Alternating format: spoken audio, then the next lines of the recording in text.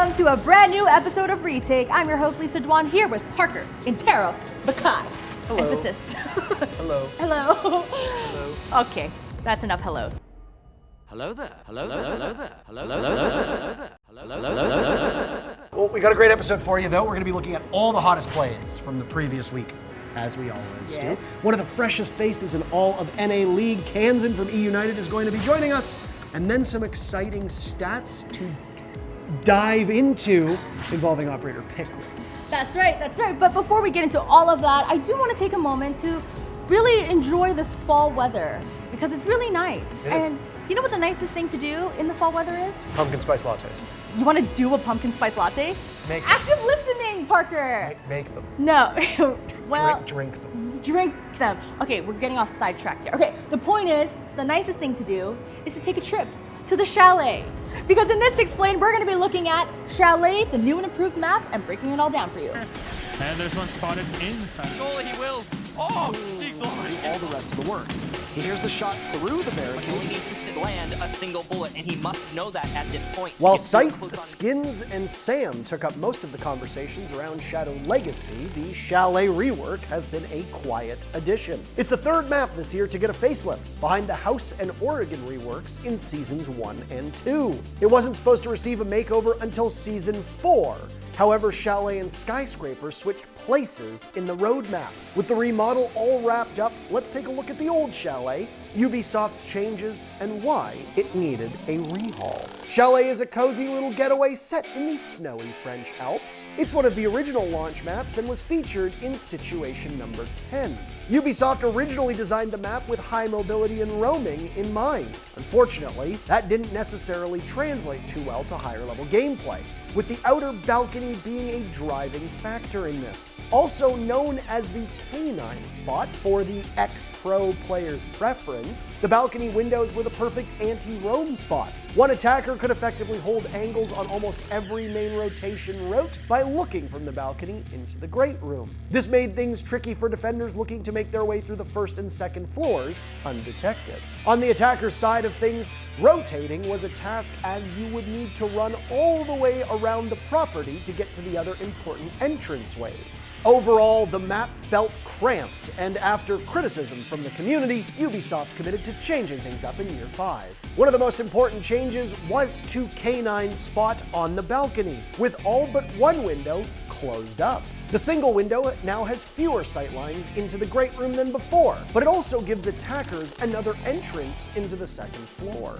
The master bedroom terrace was closed in and replaced with a new stairwell to Trophy Room, with the trophy bomb site moving into the dining area. The first floor has seen some rearranging as well. The Great Room is just a pretty good room now, with the bar site expanding. One of the most welcome changes, though, is the new connector from bar to the dining hall, letting players move between the two without heading into Fireplace. Downstairs saw a blue hallway extended into a full connector between an updated wine cellar and the snowmobile garage. And last but not least, the most exciting change of all for attackers. You can now walk on the roof of Chalet. That's right, no more sprinting like a madman to go from snowmobile to trench. You can rappel on up and stomp around this snowy roof to your heart's content. However, with the paint still fresh, it's going to take time for Chalet to return to the community's good graces. Veli is a big fan of the new Chalet at least, so there's one big Twitter vouch for the map. So what are your thoughts on the new Chalet? Let us know by hitting us up on Twitter at WatchRetake. Spotted inside. Surely he will. Oh, he's already Do all the rest of the work. Here's the shot through the barricade. How do you think Chalet, if ever introduced to the competitive scene, will affect it? Will we get some new, spicy strats, hopefully? Yeah, I think we'll probably get a little bit of spicy strats. It seems like a much more balanced map, that's for sure. It's not as stale as some of the ones that are in there. Oregon. Sorry. I got you had a cough. I tickle. got a little cough. You should have that checked. I should. Because we're in a pandemic. So you know, at this point, I feel like anyone would be happy with any new map. Maybe add it to the pool. But we got to move on because it's time to call up a new addition to the NA League. We got Kanzen on the line. Let's hear from him.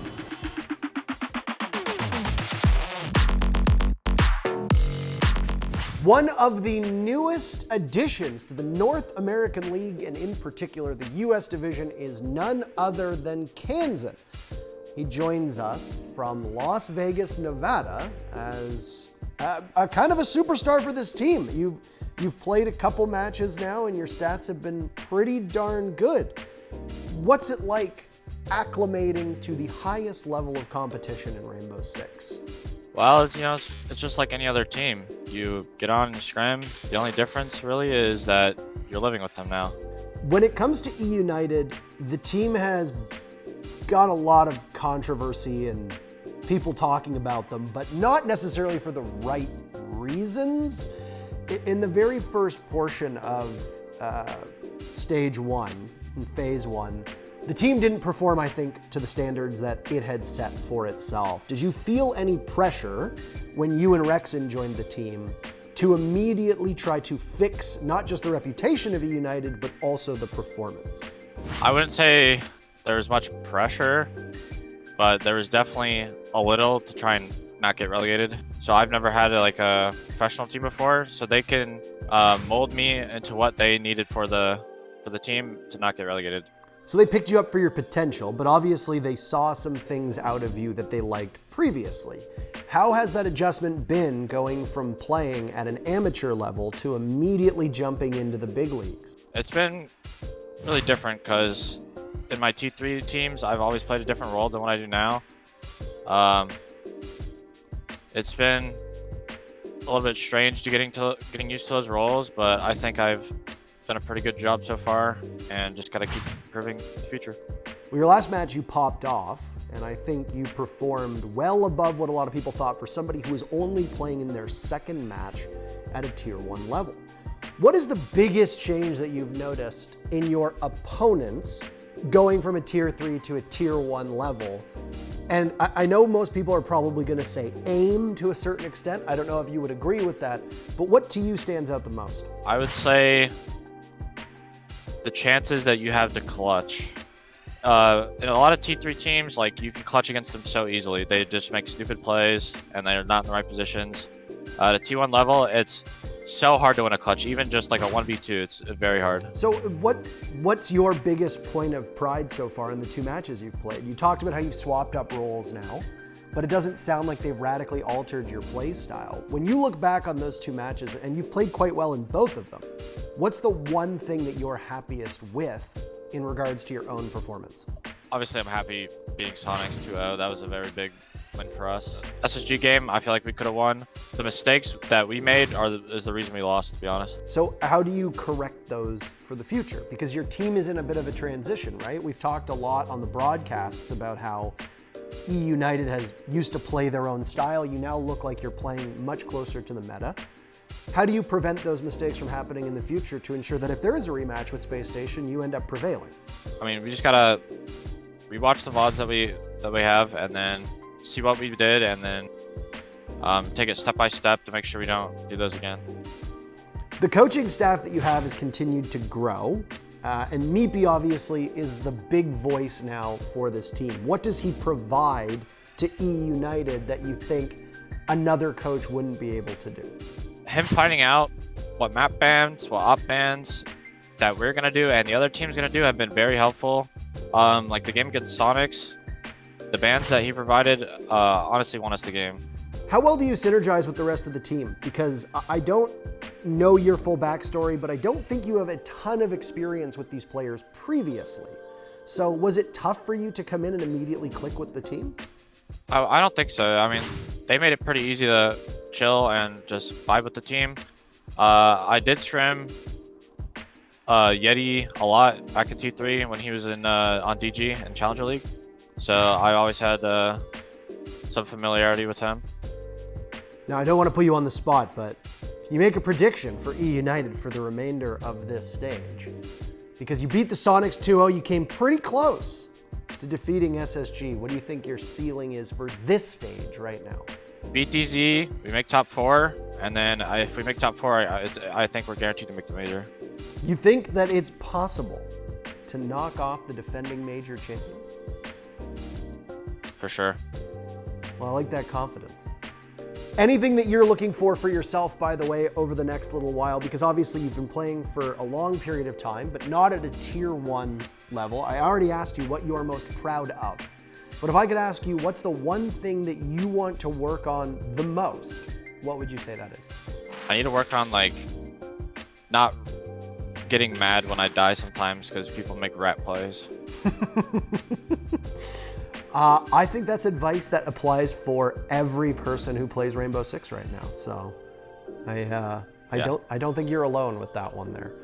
But congratulations on the 2 matches. You've played well. It's always nice to see new faces come into Rainbow Six. Anything to say before we end the interview? No, just thank you to everyone who supports me and the team. Shout out to all the haters. It just gives me fuel to keep going. And see you on Monday on our match.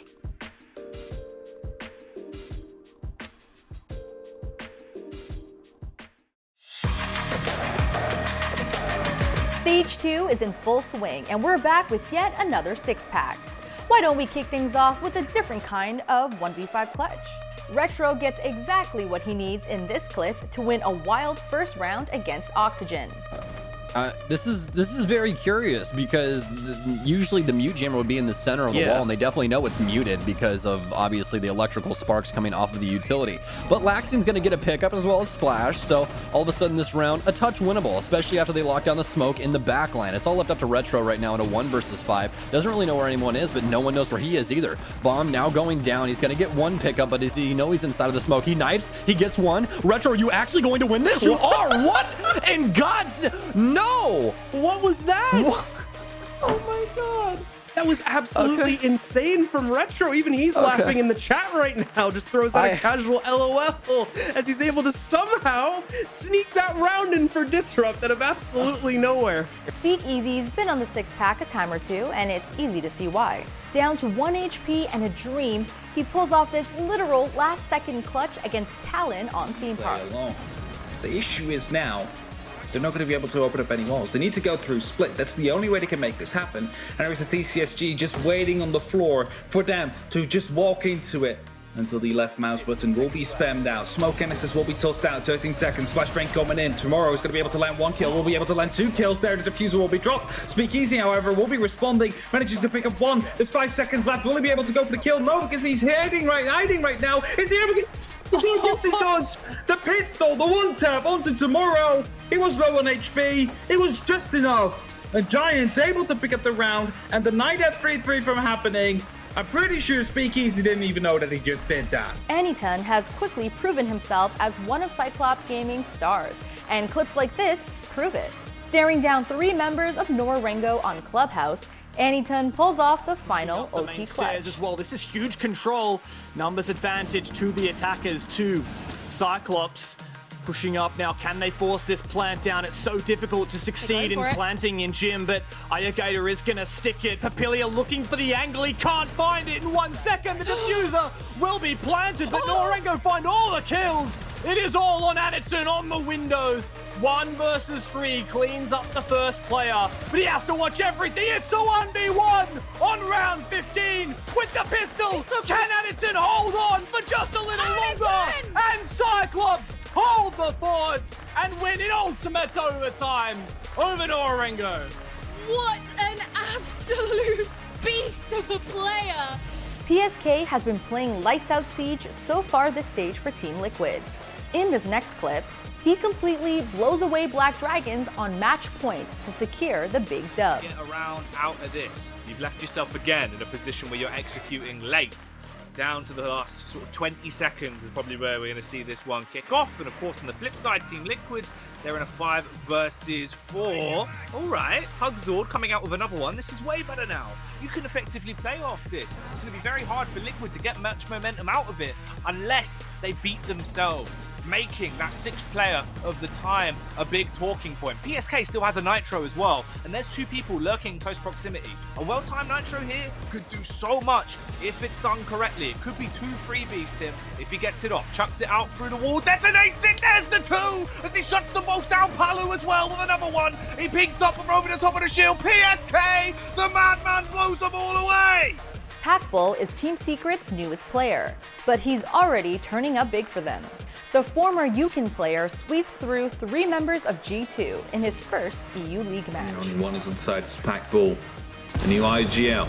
The men from Yukon, who has to make sure that Prano has enough time to either go for a flank or fall back to site to be able to rejoin him in this fight here. And he's going to be trying to use some of these vertical plays that have been left by G2, but he's going to be completely missing the mark as Citizen jumps through the prep window here. Prano will be able to pick up a kill. Packbull will follow up as well as he gets traded out. And suddenly it's a one-on-one situation now. The diffuser has been dropped. It's all up to Virtue in a one-on-one situation. He is going to go prone right here. Packbull, is this going to be spotted out? No, it will not be. Secret will be up 0-4 right here. Packbull together with Prano for a clutch. A 2-4-1, and they make it stick. They make it work. Kanzen and Rexen are eUnited's fresh blood, looking to make waves in the US division.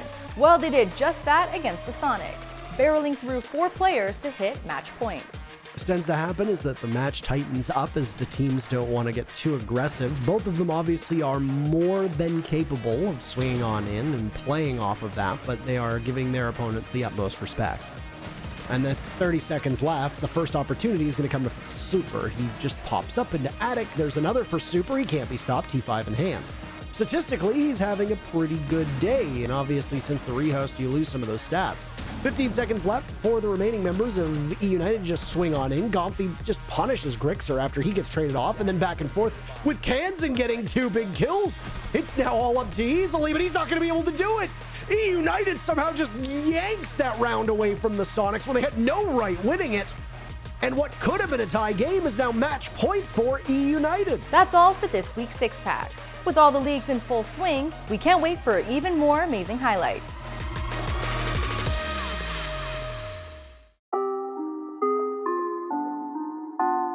After a long wait, Ace and Malusi have made their way into the Rainbow Six pro scene. The Steel Wave operators became available in Stage 2 after the traditional season-long quarantine for new operators. Pros were initially worried the pair were too powerful for their own good and would throw the meta off kilter. Now that Stage 2 has started, let's look at how pick and ban rates have been shaken up and if the Steel Wave operators have made much of an impact. Thatcher spent the most time on the attacker's bench in Stage 1 across all 4 main regions. That's no surprise. Defenders like to keep Thatcher off the board to make it that much harder for the attackers to break onto the site and destroy their stack of gadgets. Capitao, Maverick, and Montaigne were some of the other popular attacker bans depending on which league we're looking at. On the attacker's side, Ashe, Zofia, and Sledge were the most popular to bring into a round, mostly due to their ability to deal with tons of defender utility.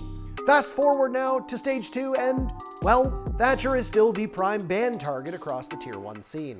The newest addition, Ace, hasn't had too much of an impact on the bans in Europe or APAC, hovering around the 10% mark in both. That's because he's become popular, with a staggering 60% pick rate in Europe and an even higher 70% in APAC. Brazil has fully embraced the Norwegian attacker, making him the most picked on attack so far, dethroning fan favorite Ashe from the top spot.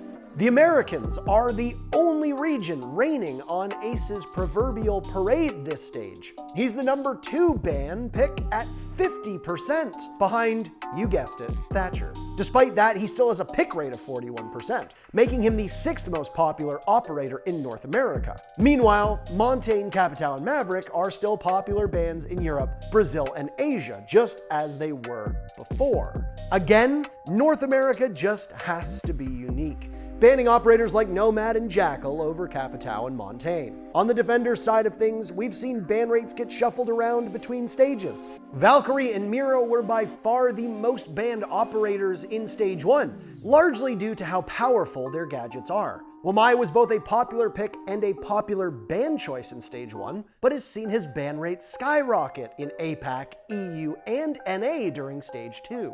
Echo is seeing his ban rate rise again from an invincible yokai bug, with several teams agreeing to not pick him at all. Despite fears that Melusi would be overpowered in the pro scene, she hasn't been targeted in the ban phase too often. Her ban rate hovers around 5% in everywhere except Europe, who haven't felt the need to ban her or her banshees just yet. While Brazil enjoys running ace, Melusi only has a 37% pick rate despite her 4% ban rate.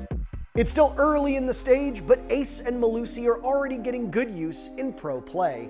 As the stage progresses, we'll have to see if the two have a place in pro strats or are just a passing fad in the meta. All right, it's time for some Six Posting. This is where we share, of course, the things the community has been sharing and talking about. And so for the first one, it's a post from the reigning SI champions. I'm talking about Space Station Gaming. The new SSG Ella skin is officially out, and here's a video for it, so check it out.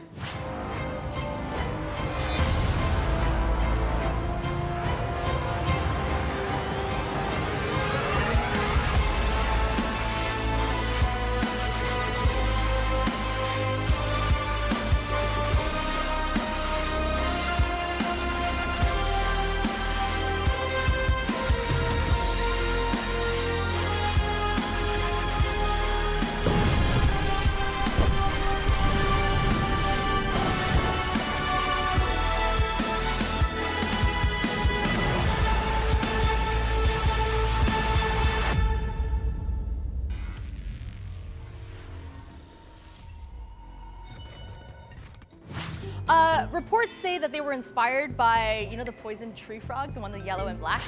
It looks exactly like that. It looks exactly like that. No one else sees it? No. What? Just you. They're gonna change the logo too to the frog. That's what I hear. From the astronaut's helmet. Right.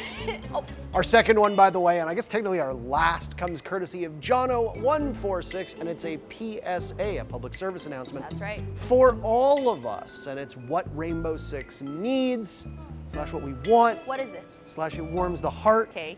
So of course it's a collage of all of us embracing. I'm on there with Kickstar. Why do you Bolo always and bring Pojo. your attention to you first? Because I only You're like think in the about corner. myself. You're not even important right now. I think about myself and only myself. Oh, and kicks.